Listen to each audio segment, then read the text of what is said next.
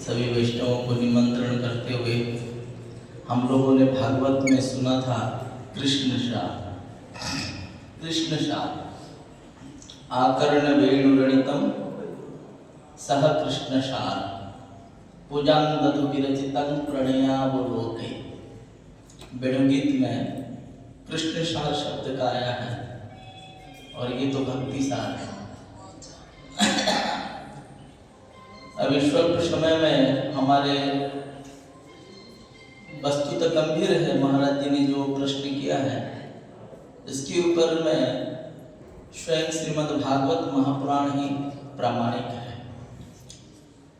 देखिए पंचम स्कंद में सिंधु सोवरी देश के राजा रघुगण जो आपने प्रश्न किया नित्य प्रति सत्संग करने के लिए जाते थे कहाँ? कपिलाश्रम। सिद्ध महापुरुष की सानिध्य में जाते थे सत्संग करने के लिए। और जिस सत्संग के विषय में रूप गोस्वामी पाद जी कहते हैं जे दुर्हात भूत विद्यस्मिन् श्रद्धा दुरेस्त पंचके स्वल्पपि संबंध सत्यं भाव जन्मनि, क्योंकि अलौकिक पदार्थानां अचिंत्य शक्ति ईदृशी। जिस समय नवविधा भक्ति के अंग को रूप गोस्वामी जी ने पंचांग में डिवाइड किए, श्रद्धा से विग्रह सेवनम, सजातीय सदातीय शैसिग्न साधु संग सतोवर, ऋषिकों के मुखारविंद से भागवत कथा श्रवण करना, हरिनाम संकीर्तन और धामों का वास में, वहीं पर रूप गोस्वामी पाद जी लिखनी चलती है दुर्हात भूत विरिज्यस्मिन् श्रद्धा दुरेस्तु पंचके। इन वस्तुओं की प्रति श्रद्धा की बात तो दूर रहे, थोड़ी सी भी संबंध हो जाए तो साधु के हृदय में भाव प्रकट हो जाए। क्योंकि ये वस्तु जो है साधारण सी वस्तु नहीं है, ये अलौकिक पदार्थाना अचिंत्य शक्ति ईदृशी। इसलिए वहीं पर दृष्टांत दे रहे मणि मंत्र मोहसधि।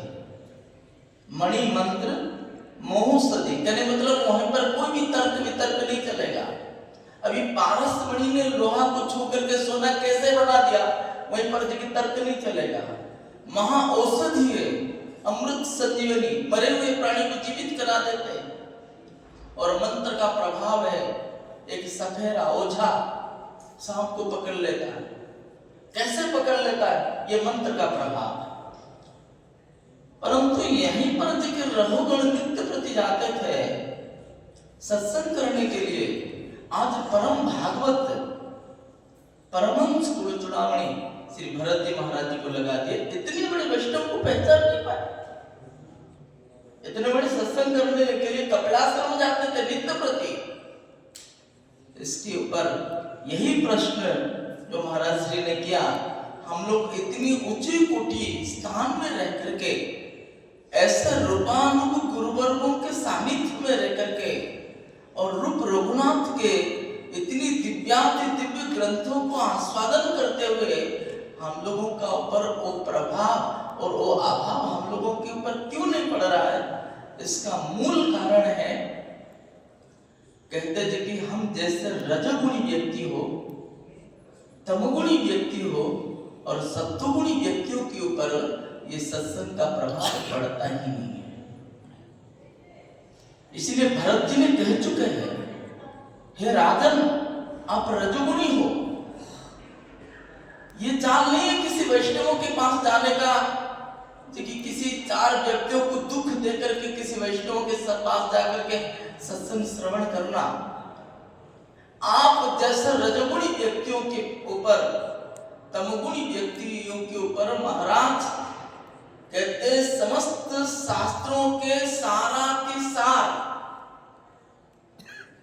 ऐसे जी की भगवत विमुख जीवों को भगवत उन्मुखी कराने के लिए समस्त जी के वेद वेदांत उपनिषद आदियों के सारा के सार वस्तु उपदेशावली सन्मुख रख दिया जाए तो महाराज एक भगवत विमुख व्यक्ति को भगवत उन्मुखी वो शास्त्रों के सारा के सार वस्तु भी नहीं कर सकती।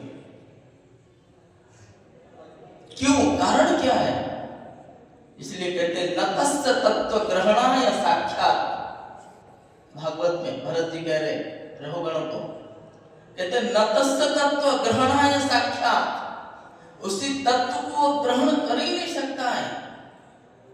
बरियंसिरपि बातः समासम, समस्त प्रकार के शास्त्रों को आलोडन विलोडन करके मंथन करके सारा के सार उपदेशावली समुपस्थित कर दिया जाए तो एक भगवत विमुखी, एक रजगुणी तमगुणी व्यक्तियों को एक भगवत उन्मुखी करने में यथेष्ट नहीं है। नतस्य तत्व ग्रहणाय साक्षात बरियंसिरपि बातः समासम, क्यों न स्वप्ने निवृत्त्या गृहमेति सौख्यम नदस्य हेयानुमितः स्वयं स्यात्। एक शब्द कह दिया, ये स्वप्न निरुक्त्या गृहमेति सुखम, ये संसार के खुल्ल सुख को यदि कहीं ना कहीं यदि तुम्हारी आसक्ति टिकी हुई है तो महत वस्तु से आप वंचित रह जाओगे। स्वप्ने निरुक्त्या गृहमेति सौख्यम, यदि ये संसार के सुख को यदि अत्यंत निंदनीय, अत्यंत जघन्य समान यदि उसको त्याग नहीं करते हो, नजस्य हेयानुमितः स्वयं स्यात्, तब तक ये शास्त्रों के जो सार उपदेश है, जहां पर ज्ञान प्रयास मुदपस्य नमन्त एव जीवन्ति सन्मुखरितां भवदीय वार्ता, सन्मुखरितां भवदीय वार्तां जेव शृण्वन्ति तेव जीवन्ति अन्यत्र तु मृता एव। और सेवा की परिपाठ में हृदवात बपूर्वी विदधन नमस्ते जीवन पदे जब भक्ति पदे सदा जभा, इसलिए वही अधिकारी है। इसलिए रजगुणी जो है तमोगुणी जीवों के ऊपर ऐसे सत्संग का महापुरुषों के सम्मुख में रह करके देखिए, इसका तो प्रमाण बार बार है।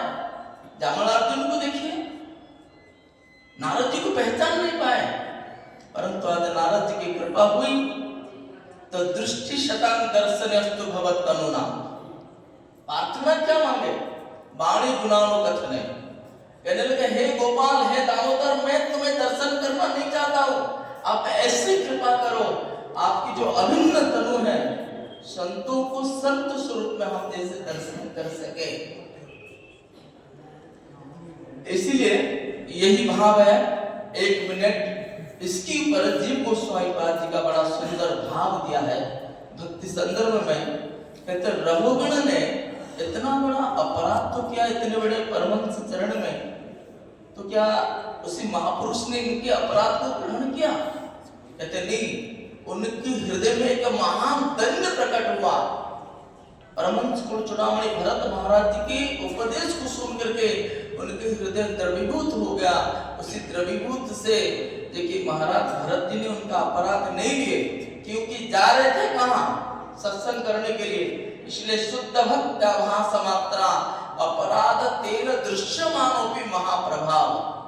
जीव गोस्वामी पाद जी इसके ऊपर टीका करते हैं, देखिए जा रहे थे कहाँ? अपने स्वार्थ के लिए नहीं, भक्ति सत्संग करने के लिए जा रहे थे, आत्म कल्याण करने के लिए जा रहे थे, शुद्ध भक्ति का अंग को पालन करने के लिए जा रहे थे। इसलिए वैष्णवों ने उनके अपराध को नहीं लिया। और इसी के ऊपर देखिए महाराज भक्ति सुधाकर ग्रंथ के एक दृष्टांत दिए। एक मुसिक मंदिरों में देखिए चुहा रहता है, ठाकुर जी को भोग लगा दीजिए, तुरंत आके मुंह मार देते। और उसी समय देखिए महाराज एक चुहा देखिए दिया जल रही थी और ठाकुर जी के सामने उसको धृत लोक में खाने आया था और उसकी मूंछन पे आग लग गई और वहीं पर लुढ़क गया। जीव गोस्वामी पाद जी वही जो ठाकुर जी पे जब उन्होंने आरती उतार दी भक्ति का आवाज के द्वारा, उनको कोई एक जाकर के राजा के घर में कन्या रूप में जन्म ग्रहण करी और फिर देखिए एक राजकुमार को विवाह करके वो महिषी बन गई और दीपावली में अनंत दीप प्रदान करके सीधा वैकुंठ में गमन करी। यह हरिभक्ति सुधोदय का दृष्टांत ला करके दिए।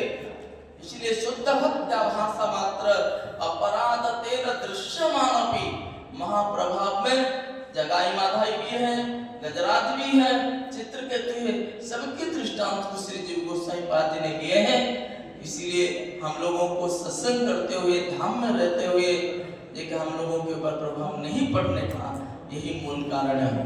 वांछा कल्पतरुभ्यश्च कृपा सिंधुभ्यो जगतिदानम। बहुत सुंदर बतलाया।